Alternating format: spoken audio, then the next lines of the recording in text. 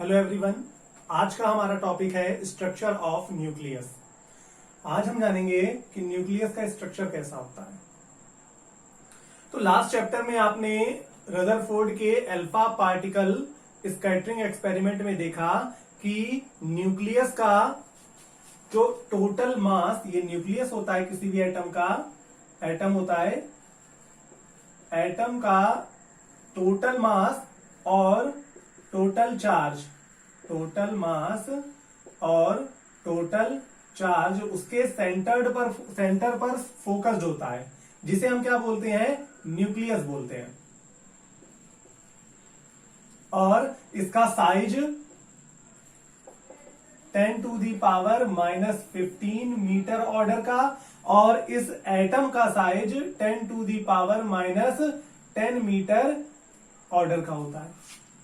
Rutherford के alpha particle scattering experiment के basis पर रदरफोर्ड ने एक एटॉमिक मॉडल दिया था, और उस एटॉमिक मॉडल में उन्होंने बताया था कि किसी भी एटम का टोटल मास और चार्ज उसके सेंटर पर फोकस्ड होता है, जिसको हम न्यूक्लियस कहते हैं। इस न्यूक्लियस का साइज 10⁻⁻15 मीटर और इस एटम का साइज 10⁻⁻10 मीटर ऑर्डर का होता है। ऑर्डर का मतलब है मल्टीप्लाई में कुछ भी हो सकता है। सपोज 9 × 10⁻15, 6 × 10⁻⁻15 मीटर, इस ऑर्डर का मतलब पावर यही रहेगी, आगे का नंबर चेंज हो सकता है। तो इस ऑर्डर का होता है। फिर उसके बाद रेडियो एक्टिव एलिमेंट की खोज हुई, इन्वेंट हुए। रेडियो एक्टिव एलिमेंट की इन्वेंशन के बाद रेडियो एक्टिव एलिमेंट के न्यूक्लियस से अल्फा, बीटा और गामा रेज निकलती हैं। रेडियो एक्टिव एलिमेंट जो थे, सब्सटेंस थे, उनके न्यूक्लियस से अल्फा, बीटा और गामा रेज निकली। अब इन रेज के निकलने से ये हुआ कि जरूर न्यूक्लियस का भी कोई स्ट्रक्चर है, उसी की वजह से इससे अल्फा, बीटा और गामा रेज निकल रही है। तो यहां पर क्या हुआ था, रदरफोर्ड के अल्फा पार्टिकल स्कैटरिंग एक्सपेरिमेंट में न्यूक्लियस को कोई भी न्यूक्लियस को पार नहीं कर पाया था, कोई भी अल्फा पार्टिकल न्यूक्लियस को पार नहीं कर पाया था, इसको डिवाइड नहीं कर पाया था, जिसकी वजह से यह माना गया कि जो न्यूक्लियस है वो इनविंसिबल है, या उसका कोई स्ट्रक्चर नहीं है, वो बेसिक है, फंडामेंटल है और फर्दर स्टडी नहीं की गई। बट रेडियो एक्टिव एलिमेंट के न्यूक्लियस से अल्फा, बीटा, गामा रेज बाहर इमिट होने लगी, तो उससे ये मालूम चला कि न्यूक्लियस का भी अपना एक स्ट्रक्चर होता है, और उसके बाद न्यूक्लियस के स्ट्रक्चर के लिए एक्सपेरिमेंट होने लगे। 1919 में प्रोटॉन की डिस्कवरी हुई, डिस्कवरी ऑफ प्रोटॉन। 1901 में इलेक्ट्रॉन की हुई थी, थॉमसन ने की थी, और 1919 में रदरफोर्ड ने प्रोटॉन को डिस्कवर किया। प्रोटॉन को डिस्कवर किया, और इन्होंने बताया कि जो प्रोटॉन होता है, प्रोटॉन का मास हाइड्रोजन के न्यूक्लियस ऑफ हाइड्रोजन, इसका जो मास होता है न्यूक्लियस ऑफ हाइड्रोजन के इक्वल होता है, और इस पर जो चार्ज होता है वो इलेक्ट्रॉन के चार्ज के इक्वल होता है। 1919 में रदरफोर्ड ने प्रोटॉन को डिस्कवर किया, और उसकी प्रॉपर्टीज देखी। तो प्रॉपर्टीज क्या उन्होंने देखी कि प्रोटॉन का जो मास होता है वो हाइड्रोजन के न्यूक्लियस के मास के इक्वल होता है, बट प्रोटॉन पर जो चार्ज होता है वो इलेक्ट्रॉन के चार्ज के इक्वल होता है। कंडीशन क्या होती है, कंडीशन ये होती है कि इलेक्ट्रॉन पर निगेटिव चार्ज होता है, जबकि प्रोटॉन पर पॉजिटिव चार्ज होता है।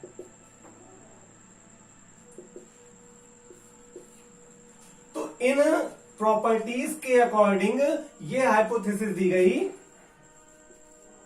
इन प्रॉपर्टीज के अकॉर्डिंग पहली हाइपोथेसिस दी गई, क्या दी गई,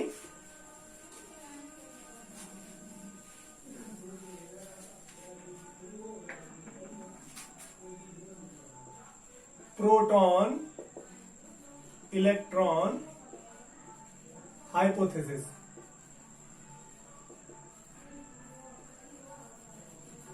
(1919) में प्रोटॉन की डिस्कवरी के बाद और प्रोटॉन की प्रॉपर्टीज को देखते हुए पहली हाइपोथेसिस दी गई जिसे प्रोटॉन इलेक्ट्रॉन हाइपोथेसिस कहते हैं।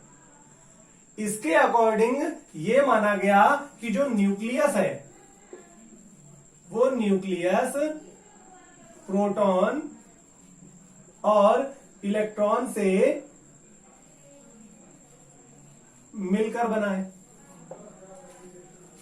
प्रोटॉन और इलेक्ट्रॉन से मिलकर बना है, जिसमें प्रोटॉन का जो इलेक्ट्रॉन का जो मास होता है, एक चीज ध्यान रखिएगा कि mass of electron is negligible compared to that of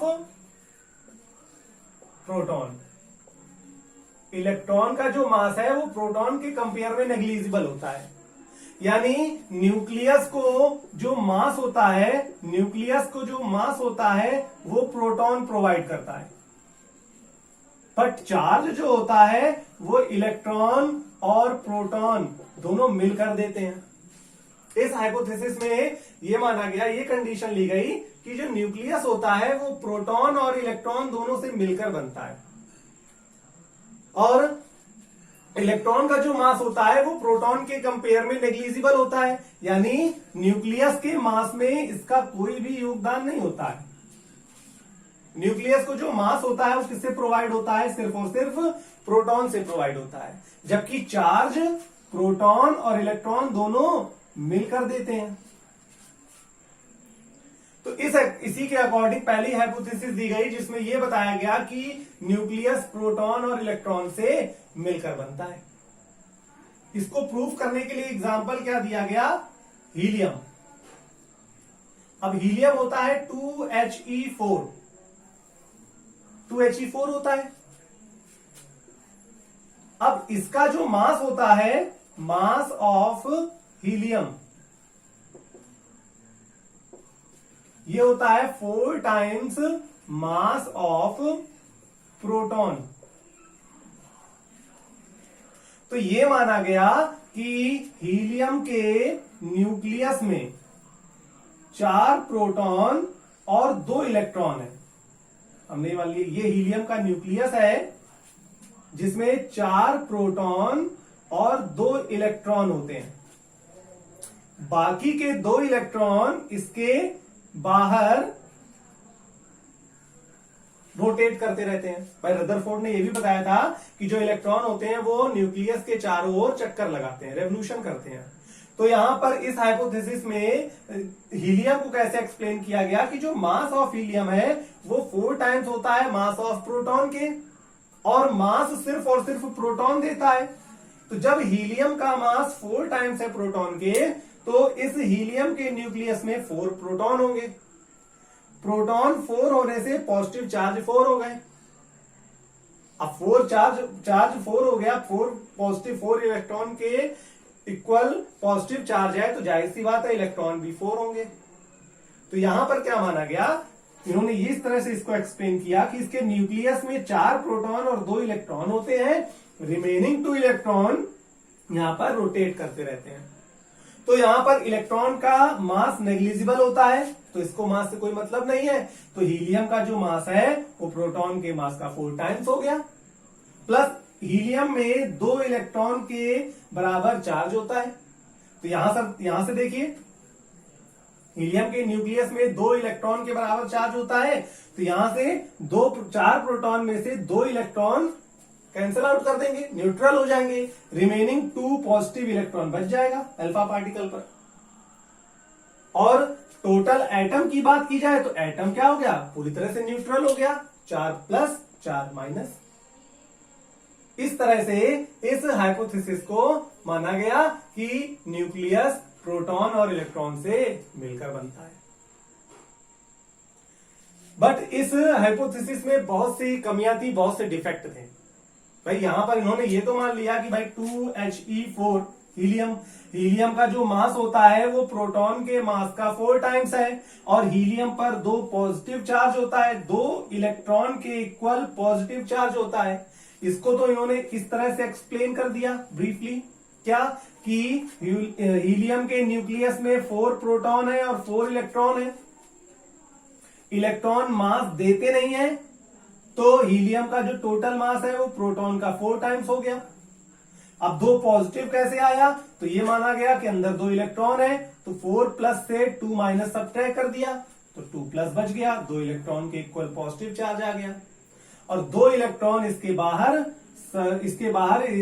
nucleus के चारों रेवोल्यूशन कर रहे हैं, जिसकी वजह से एटम भी न्यूट्रल हो गया पूरी तरह। ये भी कंडीशन होती है कि हर एलिमेंट का जो एटम होता है वो न्यूट्रल, इलेक्ट्रिकली न्यूट्रल होता है, यानी उसमें जितने पॉजिटिव होते हैं उतने ही निगेटिव होते हैं। तो भाई यहां 2 पॉजिटिव न्यूक्लियस का जो चार्ज है वो बाहर के 2 इलेक्ट्रॉनों से कैंसल आउट होकर जो ये एलिमेंट एटम है वो इलेक्ट्रिकली न्यूट्रल हो गया। तो इस तरह से इस हाइपोथेसिस को माना गया। जब उन्होंने इसका हीलियम को एक्सप्लेन किया गया तो इस हाइपोथेसिस को सही मान लिया गया। बट धीरे धीरे समय के साथ ये देखा गया कि ये हाइपोथेसिस से जो आगे की कंडीशंस हैं वो नहीं वेरी हो रही। तो डिफेक्ट क्या क्या निकले इसके,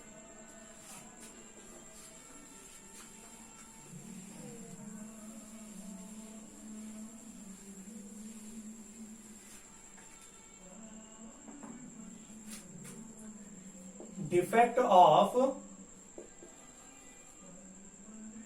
प्रोटॉन इलेक्ट्रॉन हाइपोथेसिस।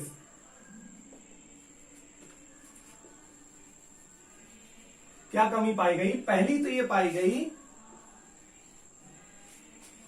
कि न्यूक्लियस का जो साइज होता है वो 10⁻⁻15 मीटर होता है। अगर इतने स्मॉल स्पेस में कोई इलेक्ट्रॉन प्रेजेंट है, न्यूक्लियस का जो साइज है वो 10⁻⁻15 मीटर होता है, और इस स्मॉल स्पेस में कोई इलेक्ट्रॉन अगर प्रेजेंट है तो उस इलेक्ट्रॉन की मिनिमम एनर्जी 100 MeV होनी चाहिए, मिलियन इलेक्ट्रॉन वोल्ट या मेगा इलेक्ट्रॉन वोल्ट। भाई आप जब न्यूक्लियस में प्रोटॉन और न्यूट्रॉन को लेंगे तो इनकी electro potential energy 1/4πε0 Q1 Q2/R, इसको रखकर जब सॉल्व करेंगे तो ये एनर्जी 100 MeV मिनिमम होगी, इससे कम नहीं हो सकती। अगर एक प्रोटॉन और एक न्यूट्रॉन दे, आप पुट करके इसको सॉल्व कर सकते हैं। उस कंडीशन में इलेक्ट्रॉन की एनर्जी या प्रोटॉन की एनर्जी 100 MeV से कम नहीं हो सकती है। बट न्यूक्लियस से निकलने वाले मैक्सिमम एनर्जी वाले electron, maximum energy of electron जो होती है वो होती है 2.38 MeV। भाई न्यूक्लियस से जो बीटा रेज निकलती हैं, बीटा रेज जो होते हैं वो मूविंग इलेक्ट्रॉन होते हैं। रेडियोएक्टिव एलिमेंट से न्यूक्लियस से जो बीटा रेज निकलती हैं वो बीटा रेज मूविंग इलेक्ट्रॉन होती हैं, और उनकी मैक्सिमम एनर्जी 2.38 MeV पाई गई। लेकिन जो कंडीशन के अकॉर्डिंग वेरीफाई नहीं हो रही है, तो हमारा ये माना गया कि ये जो हाइपोथेसिस दी गई है ये गलत है। इस हाइपोथेसिस के अनुसार, इस हाइपोथेसिस के अकॉर्डिंग न्यूक्लियस का जो साइज है वो 10⁻⁻15 मीटर होता है। इतनी स्मॉल डिस्टेंस पर अगर कोई इलेक्ट्रॉन प्रेजेंट है तो उसकी मिनिमम एनर्जी 100 MeV है। मिनिमम 100 होगी, मैक्सिमम तो कुछ भी हो सकती है, 200, 300, 400, 500। सिर्फ मिनिमम की बात की गई है कि कम से कम इतनी होनी चाहिए। लेकिन जब हमने कैलकुलेट किया या देखा एक्सपेरिमेंट्स में देखा गया कि रेडियो एक्टिव एलिमेंट्स जिनसे बीटा रेज निकलती हैं, और बीटा रेज क्या होते हैं, मूविंग इलेक्ट्रॉन होते हैं, जिनकी मैक्सिमम एनर्जी 2.38 है, इससे ज्यादा हो ही नहीं सकती है ही नहीं। तो जाहिर सी बात है ये जो हाइपोथेसिस है ये क्या है, गलत हो गई हमारी। सेकंड, ये माना गया कि न्यूक्लियस में इलेक्ट्रॉन और प्रोटॉन दोनों होते हैं, यानी magnetic dipole of nucleus equal to magnetic dipole of electron and proton. अगर न्यूक्लियस में इलेक्ट्रॉन और प्रोटॉन दोनों प्रेजेंट हैं तो न्यूक्लियस का जो मैग्नेटिक डाइपोल है वो इलेक्ट्रॉन और प्रोटॉन के मैग्नेटिक डाइपोल के सम के इक्वल होगा। सपोज कीजिए हमने मान लिया मैग्नेटिक डाइपोल ऑफ न्यूक्लियस या मैग्नेटिक डाइपोल ऑफ इलेक्ट्रॉन 1 मान लें और मैग्नेटिक डाइपोल ऑफ प्रोटॉन 0.001 भी मान लें, मान लिया, सपोज किया, तो न्यूक्लियस का मैग्नेटिक डाइपोल क्या होगा? Magnetic dipole of electron plus magnetic dipole of proton, यानी इन दोनों के मैग्नेटिक डाइपोल का सम, जो कि क्या आएगा 1.001, यानी न्यूक्लियस का मैग्नेटिक डाइपोल ऑलवेज इलेक्ट्रॉन के मैग्नेटिक डाइपोल से तो मैक्सिमम ज्यादा होगा, ग्रेटर होगा। क्यों? क्योंकि इलेक्ट्रॉन और प्रोटॉन दोनों ऐड होंगे तब न्यूक्लियस आएगा। या लगभग हम मान ले नहीं ज्यादा है तो बराबर भी हो जाए तो हम ये मान सकते हैं कि न्यूक्लियस में इलेक्ट्रॉन है। बट एक्सपेरिमेंट जब किया गया तो एक्सपेरिमेंट में क्या देखा गया कि magnetic dipole of nucleus is 1/1000 part of magnetic dipole of electron. ये तो इसके बराबर कहीं से पहुंच ही नहीं पाएगा भाई, 1/1000 पार्ट है। तो इस पॉइंट से भी ये माना गया कि हमारी ये हाइपोथेसिस गलत है। न्यूक्लियस के अंदर इलेक्ट्रॉन हो ही नहीं सकते। अगर न्यूक्लियस के अंदर इलेक्ट्रॉन होते तो न्यूक्लियस का मैग्नेटिक डाइपोल मूवमेंट जो होता वो इलेक्ट्रॉन के मैग्नेटिक डाइपोल का 1/1000 पार्ट कभी ना होता। एटलीस्ट इलेक्ट्रॉन से इक्वल होता या कुछ कम होता, बट ये इसका 1/1000 पार्ट है। तो ये सेकंड पॉइंट था जिससे ये माना गया कि ये जो हाइपोथेसिस है ये हाइपोथेसिस गलत है। थर्ड पॉइंट क्या दिया गया? थर्ड डिफेक्ट ये मिला कि अगर हम न्यूक्लियस में इलेक्ट्रॉन को प्रेजेंट मानते हैं तो न्यूक्लियस का जो मैग्नेटिक मूवमेंट है या एंगुलर मूवमेंट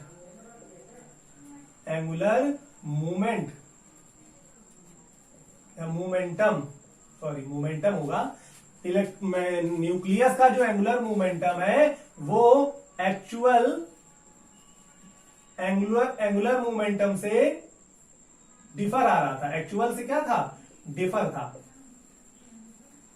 अगर हम ये माने कि न्यूक्लियस में इलेक्ट्रॉन है और उस कंडीशन पर न्यूक्लियस का एंगुलर मोमेंटम निकालें तो वो एक्चुअल से क्या होता है? डिफर होता है, अलग आता है। जिससे ये माना गया, इन 3 पॉइंट्स के बेसिस पर ये माना गया कि ये प्रोटॉन इलेक्ट्रॉन हाइपोथेसिस जो है वो गलत है, ये कहीं से सही नहीं हो सकती है।